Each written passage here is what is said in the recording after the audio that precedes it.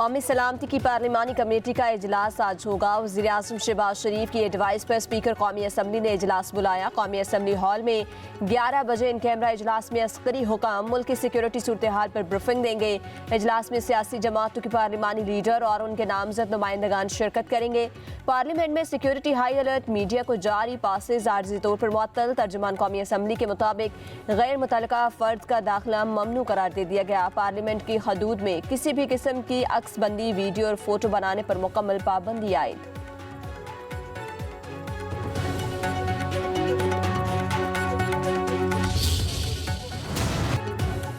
PTI का कौमी सलामती कमेटी के इजलास में शिरकत का फैसला। इजलास में शिरकत के लिए 14 नाम स्पीकर कौमी असम्बली को भिजवा दिए। बैरिस्टर गोहार, असद कैसर, जरताज गुल, साहबजादा हामिद रजा, आमिर डोगर, सनाउल्ला मस्तिखिल, अली मोहम्मद खान, सैनिटर अली जफर, सैनिटर हमायूं मोहम्मद और सैनिटर रोना अब्बास बीपी के नाम फहरिस्त में शामिल। शेख वकास अकरम कहते हैं कि पीटीआई हर मुखालफत के बावजूद मुज़ाकरात की टेबल पर बैठी थी। फेक अकाउंट्स को हमारी सोशल मीडिया ऑफिशियल टीम के बच्चों से मंसूब किया जा रहा है। हमारे बच्चों का उठाए जाना काबिल मज़म्मत है। हुकूमत कानून और आइन का तमाशा बनाया हुआ है। जो आपके एजेंडे पर नहीं चलता, आप उसको इंतशारी और हिंदुस्तान के साथ मिला देते हैं।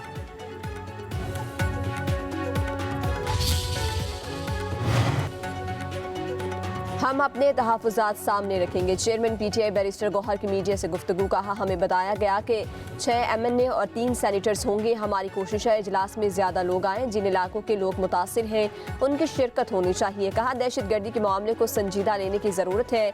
इसमें यह फ़र्क नहीं होना चाहिए कि कौन किस पर तनकीद कर रहा है। पाकिस्तान में जो भी दहशतगर्दी में मरता है वो पाकिस्तानी है। रॉ पाकिस्तानी में दहशतगर्दी में मुलव्वस है।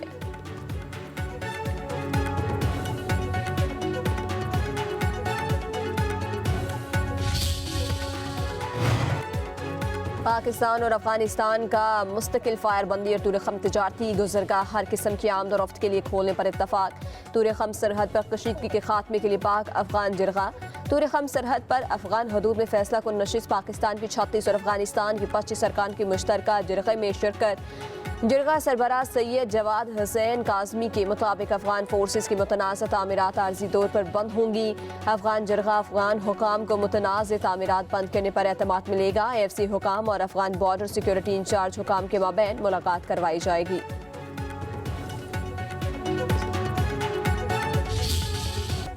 जाफर एक्सप्रेस हमले के बाद मेरे इस्तीफे से दहशतगर्दी मामला हल होता है तो हाजिर हूँ। वज़ीर दिफा ख्वाजा आसिफ की अपोजिशन के मुतालबे के बाद पेशकश।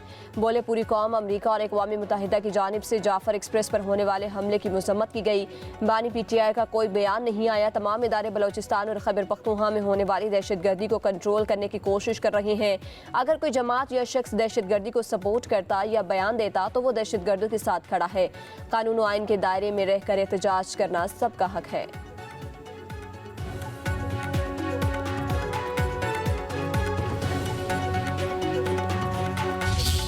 पाकिस्तान के मुल्क में रहकर अब हमारे बीच ऐसी जमात जो है वो पैदा हो चुकी है कि जो हमेशा इदारों के खिलाफ, खास तौर पर फौज के खिलाफ सोशल मीडिया के ऊपर एक ऐसी कैंपेन, एक ऐसी जहरीली कैंपेन जो है वो शुरू करते हैं जिससे जो हमारे दुश्मन फोर्सेस हैं वो उससे फायदा उठाती हैं। जाफर एक्सप्रेस पे कोई पाकिस्तानी खुश हो सकता था? क्या कोई पाकिस्तानी सेलिब्रेट करके इंडियन मीडिया की जबान बोल सकता था? KPK जो इस वक्त फ्रंट लाइन दहशतगर्दी का शिकार है, अभी 3 अजला में उनके जो है वो कर्फ्यू भी नाफिज करने की रिपोर्ट्स आई हैं। गंडापुर साहब को अपने सूबे की फिक्र नहीं है, उनको अफगानियों की फिक्र ज्यादा है।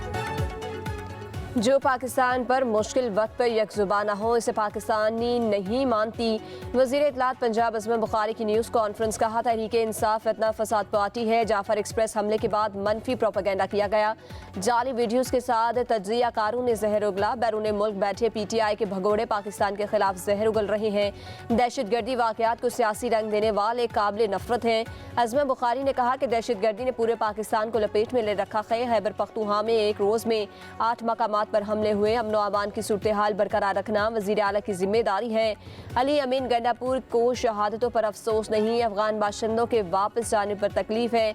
वो अफगानियों को शहरियत देने की बात नहीं कर रहे।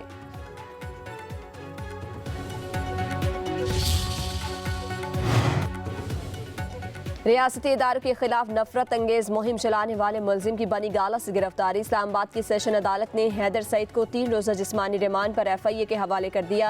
वफाकी तहकीकाती इदारे के मुताबिक मुलजिम ने जाफर एक्सप्रेस वाक़े पर मनफी प्रोपेगेंडा और तज़हीक अमेज़ मवाद शेयर किया था। मुलजिम सोशल मीडिया पर कलअदम तंजीमों की हिमायत और तशहीर में मुलव्विस है। मुलजिम के सोशल मीडिया अकाउंट्स और डिजिटल शवाहिद कब्जे में ले लिए गए।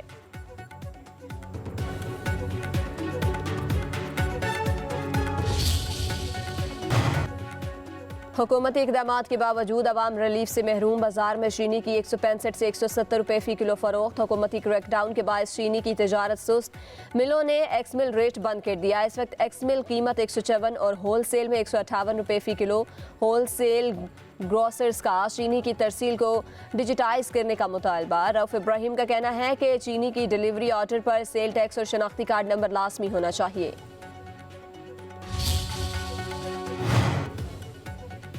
छतों पर लगे सोलर पैनल से ग्रिड को फरोख्त। यूनिट्स पर कोई टैक्स नहीं। ग्रिड से हासिल की जाने वाली बिजली पर 18% टैक्स अदा करना होगा। नई पॉलिसी के तहत बिजली का खरीदारी निर्ख 10 रुपये फ़ी यूनिट होगा। वफाकी वजीर बराए बिजली अवैस लगारी का कहना है छतों पर सोलर पैनल लगाने वाले सार्फिन नई पॉलिसी के तहत 25% सोलर बिजली और 75% ग्रिड से बिजली इस्तेमाल करें तो इनकी सरमायाकारी की वापसी की मुद्दत 3.5 से 4 साल होगी। वज़ीर आज़म जल्द बिजली के निर्खों में कमी का ऐलान करेंगे। हुकूमत ने IPPs के नजरसानी शुदा मुआहदों के बकिया सालों में 1400 अरब रुपए बचाए। पावर सेक्टर में कर्जों पर डिस्काउंट रेट को 12% तक कम करने का असर भी टैरिफ में कमी से जाहिर होगा।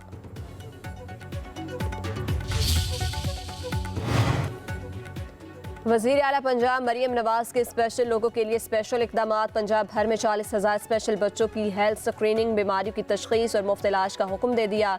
खुसूसी अफराद रोजगार प्रोग्राम की भी मंजूरी। स्पेशल बच्चों के लिए राइजिंग स्टार कार्ड बराए स्पेशल चिल्ड्रन मुतारिफ कराने का फैसला। स्पेशल बच्चों के लिए 9 इलेक्ट्रिक बसें भी चलाई जाएंगी। स्पेशल बच्चों के दाखिले यकीनी बनाने के लिए CM पंजाब इनरोलमेंट और आगाही मुहिम शुरू की जाएगी। मरियम नवाज ने कहा कि स्पेशल बच्चों की जिंदगी में मुस्बत तब्दीली लाना हमारा अज़्म और फलाही रियासत का अवलीन फर्ज है।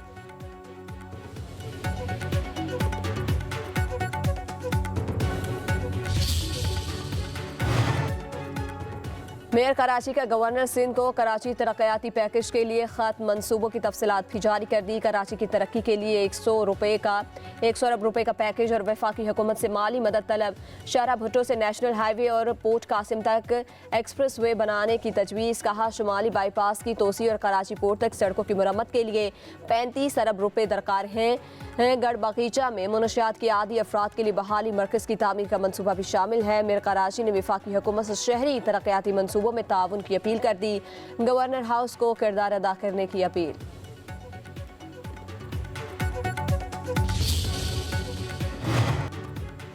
दुनिया के तवीलुल कामत अफराद में शामिल नसीर सुमरो इंतकाल कर गए। 55 साल नसीर सुमरो कई सालों से फेफड़ों के आर्जे और जोड़ों के दर्द में मुब्तला थे। नसीर सुमरो का कद 7 फीट 9 इंच था। तदफीन शिकारपुर में हो गई।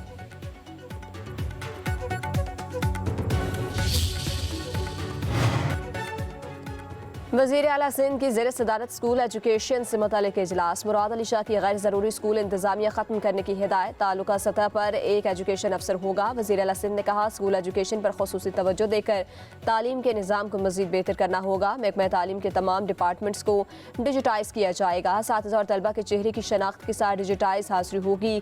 तमाम स्कूलों का अपना बजट होगा, खुद खर्च कर सकेंगे।